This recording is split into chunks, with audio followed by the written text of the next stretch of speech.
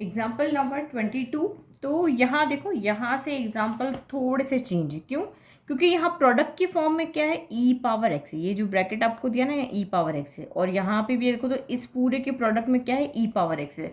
तो जब भी आप इस तरह के क्वेश्चन देखो, मोस्टली इस तरह के क्वेश्चन आपको ऑब्जेक्टिव पार्ट में मिलेंगे, क्योंकि एक ट्रिक से सॉल्व जाते हैं या एक हमारे पास फॉर्मूला है उससे सॉल्व हो जाते हैं। तो फॉर्मूला हमारा यहाँ पे क्या कहता है कि अगर आपके पास में ई पावर एक्स है और एक और टर्म ऐसी है जिसका डिफरेंशिएशन भी वहां पर मौजूद है, लेट की ये एफ एक्स है और इसका एफ डैश एक्स भी यहाँ पर मौजूद है, तो उसका जो आंसर होगा वो e power x f x होगा। मैं लिख के बताती हूँ।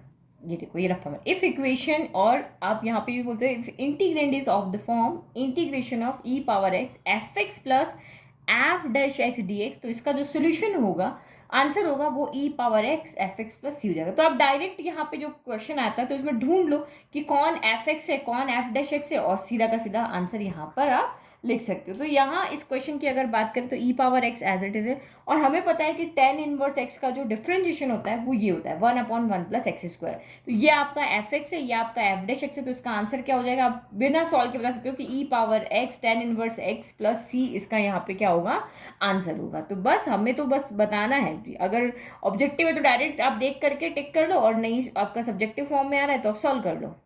ठीक है, तो मान लिया कि हियर एफ एक्स जो है वो टेन इनवर्स एक्स के इक्वल है, एंड एफ डैश एक्स यानी D by D x of ten inverse x क्या होता है, तो 1/1 प्लस एक्स स्क्वायर होता है। ये एफ एक्स है, ये एफ डैश एक्स है, दोनों ही यहाँ पर है।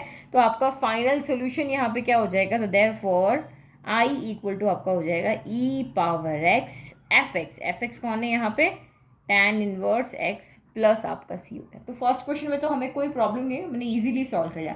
सेकंड क्वेश्चन हमारा थोड़ा सा ट्रिकी है। अब कैसे है, तो इंटीग्रेट करना है x square plus one, x plus one के होल स्क्वायर ई पावर एक्स को। तो यहाँ पे इजी वे में आपको दिख नहीं रहा है कि कौन एफ एक्स है कौन एफ डैश एक्स है, क्योंकि हमें बनाना पड़ेगा।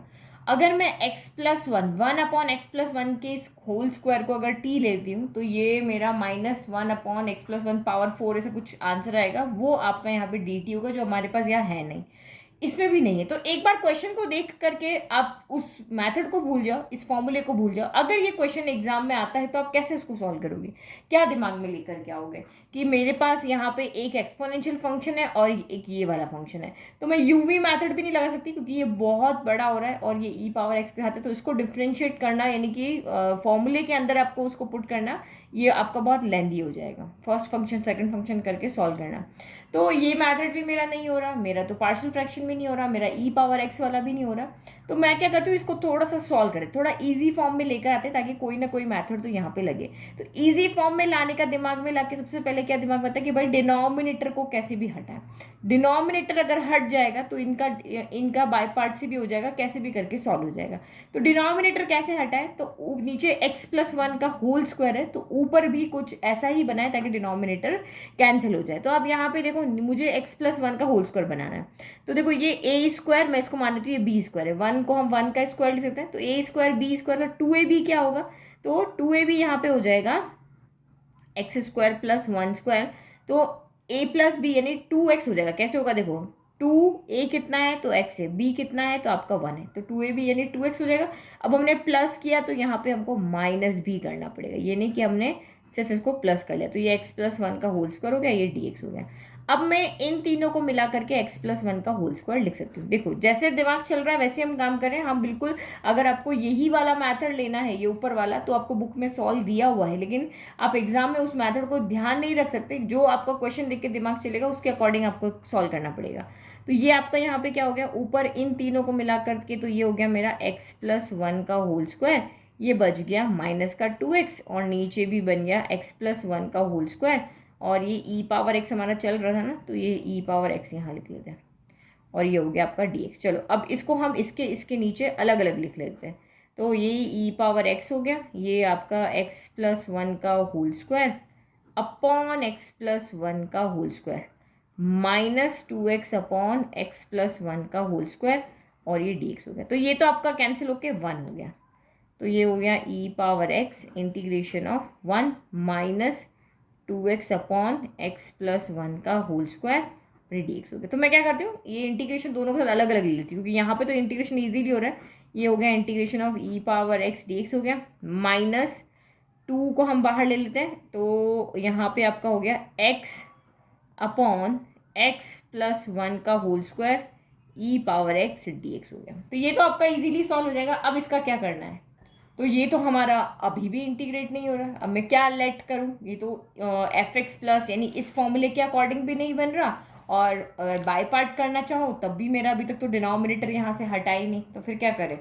ये तो हो गया ना, ये तो हो ही नहीं रहा, ये भी इजी फॉर्म में नहीं आया। तो अब फिर से हम यहाँ पे वही मेथड लगाते हैं कि हम डिनोमिनेटर को हटाते हैं। तो डिनोमिनेटर को हटाने के लिए एक सिंपल तरीका है, नीचे x प्लस 1 का होल स्क्वायर है तो ऊपर भी हम क्या कर दें, +1 कर दें, -1 कर दें, और बस अब इसको हम फिर से क्या कर लें, सेपरेट कर लें।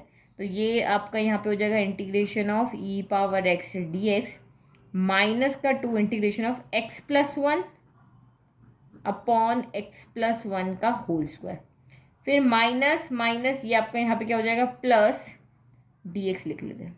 अच्छा, ई पावर x यहाँ पे भी आएगा, एक सेकेंड रुको, सारा पिच पिच हो रहा है, थोड़ा सा इधर से लिखते हैं।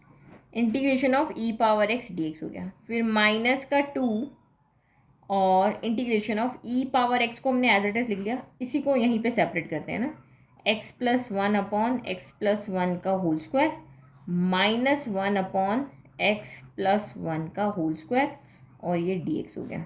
अब ये इससे कट रहा है तो ये और काट लेते हैं, ई पावर x dx हो गया, माइनस का 2 integration of e power x, तो ये क्या बचा, 1 अपॉन x प्लस 1 बचा, एक ब्रैकेट नीचे 2 है ऊपर 1 है तो 2 माइनस 1 1 हो गया, माइनस का 1 अपॉन x प्लस 1 का होल स्क्वायर बच गया, ये dx हो गया। अब आप यहाँ पे देखो, अब यहाँ पे ये मेरा बन रहा है, ये एफ एक्स बन रहा है, ये एफ डैश एक्स बन रहा है, क्योंकि देखो एफ एक्स इक्वल टू क्या है, 1 अपॉन एक्स प्लस 1 है, तो मुझे एफ डैश एक्स निकालना है, तो एक्स प्लस 1 की पावर -1 है। अब एफ डैश एक्स यानी कि डी बाई डी एक्स करो, तो डी बाई डी एक्स करोगे तो क्या होता है, माइनस का 1, एक्स की पावर एन का फॉर्मूला क्या होता है, D by D x of x की पावर एन क्या होता है, एन एक्स की पावर एन -1 होता है, तो ये -1 आ गया एक्स प्लस 1 की पावर -1 हो गया, यानी -1 एक्स प्लस 1 की पावर -2, तो हम इसको नीचे लिया है, -1 अपॉन एक्स प्लस 1 का होल स्क्वायर हो गया।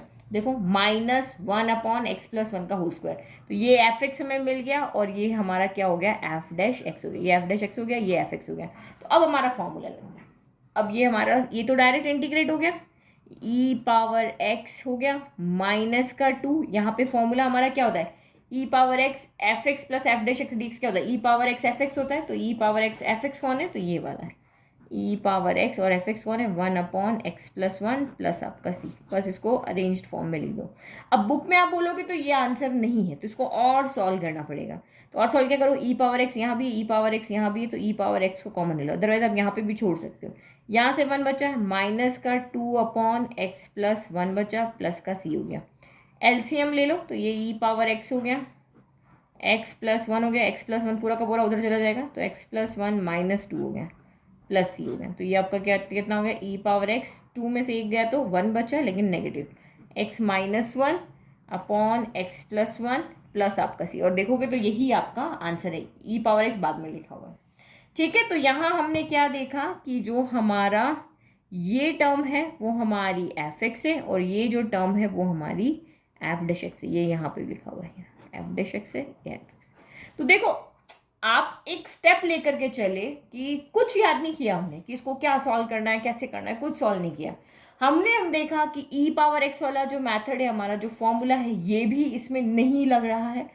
पार्शियल फ्रैक्शन यानी कि बाय पार्ट वाला मेथड है वो भी नहीं लग रहा, सब्स्टिट्यूशन मेथड है वो भी नहीं लग रहा। जब कुछ भी नहीं लग रहा है तो सोचो कि बस डिनोमिनेटर को हटाना है, तो डिनोमिनेटर कैसे हटाएंगे, जो नीचे है वही ऊपर होना चाहिए। हमने बस यही आइडिया लिया, ये आइडिया लेकर के हम चलते गए, कहीं भी नहीं पैनिक होना है, चलते रहो। आपको आपके स्टेप्स कहीं पे भी रॉन्ग नहीं, तो आपको एक न एक फाइनल आंसर मिलेगा ही मिलेगा। तो हमने यहाँ पे भी किया, फाइनली हमें यहाँ पे ये वाला फॉर्मूला मिल गया, और ये आपका इजीली सॉल्व हो गया।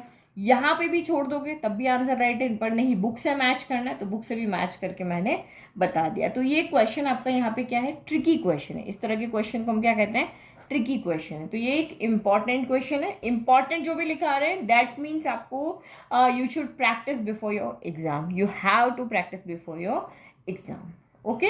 और कुछ जैसे आपकी एनसीईआरटी की बुक में अराउंड अगर 200 क्वेश्चन है, तो जहाँ पे भी आपको इंपॉर्टेंट बता रहे हैं वो ज़्यादा से ज़्यादा 30 क्वेश्चन होंगे, 25 से 30 क्वेश्चन होंगे। तो उनको आप एक अलग से इंपॉर्टेंट मार्क करके रख दो कि वह ये क्वेश्चन मुझे बार बार प्रैक्टिस करना है। जब भी मैं इस चैप्टर को रिवाइज करूँ, मुझे इन क्वेश्चंस को तो एटलीस्ट प्रैक्टिस करना ही है। अदर बाकी क्वेश्चन को मैं नहीं रिटर्न प्रैक्टिस कर रहा, बट ये मुझे सॉल्व करके देखने हैं। तो ये भी उन्हीं क्वेश्चन में से है। तो आई होप आपको समझ में आया, और अच्छे से समझ में आ रहा है तो प्लीज़ चैनल को लाइक शेयर सब्सक्राइब करें and keep watching, stay connected.